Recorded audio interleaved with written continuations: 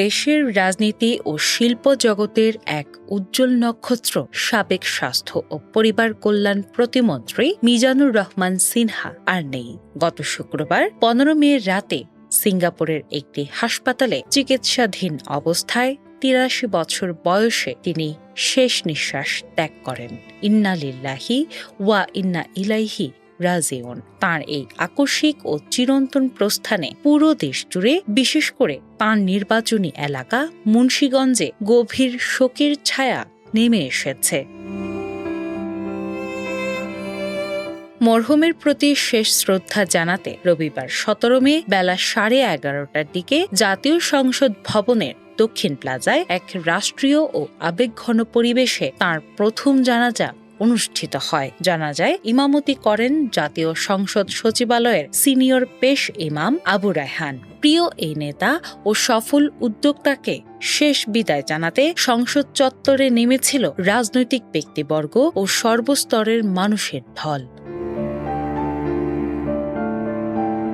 জানাজায় শরিক হয়ে মরহুমের রুহের মাগফিরাত কামনা করেন প্রধানমন্ত্রী তারেক রহমান। জানাজা শেষে তিনি মরহুমের কফিনে পুষ্পস্তবক অর্পণ করে গভীর শ্রদ্ধা নিবেদন করেন। একে একে শ্রদ্ধা জানান জাতীয় সংসদের স্পিকার অবসরপ্রাপ্ত major Hafizuddin Ahmed Bir Bikram, deputy speaker barrister Kaiser Kamal এবং স্থানীয় সরকার মন্ত্রী মির্জা ফখরুল ইসলাম আলমগীর সহ মন্ত্রিপরিষদের অন্যান্য সদস্য ও রাজনৈতিক সহযোদ্ধারা। শ্রদ্ধা নিবেদন শেষে মরহুমের আত্মার শান্তি কামনায় এক বিশেষ দোয়া ও মোনাজাত করা হয়। প্রধানমন্ত্রীর ডেপুটি প্রেস সেক্রেটারি জাহিদুল ইসলাম রনি এই শোকাবহ জানাজার তথ্য নিশ্চিত করেছেন।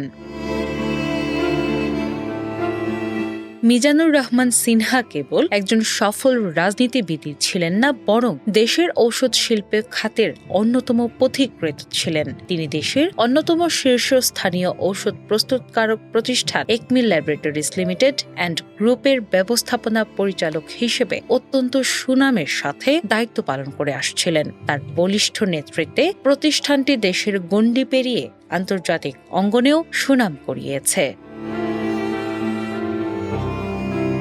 রাজনৈতিক জীবনে তিনি ছিলেন একজন অত্যন্ত জনপ্রিয় ও জনবান্ধব নেতা। মুন্সিগঞ্জ ২ লৌহজং টঙ্গিবাড়ি আসন থেকে বাংলাদেশ জাতীয়তাবাদী দলের মনোনয়নে ১৯৯৬ সালের ৭ম এবং ২০০১ সালের ৮ম জাতীয় সংসদ নির্বাচনে তিনি বিপুল ভোটে সংসদ সদস্য নির্বাচিত হন। ২০০১ সালে সংসদ সদস্য নির্বাচিত হওয়ার পর সাবেক প্রধানমন্ত্রী বেগম খালেদা জিয়ার নেতৃত্বাধীন ৪ দলীয় জোট সরকারে অত্যন্ত নিষ্ঠার সাথে স্বাস্থ্য ও পরিবার কল্যাণ প্রতিমন্ত্রীর দায়িত্ব সামলান। জনকল্যাণে তাঁর অবদান চিরস্মরণীয় হয়ে থাকবে।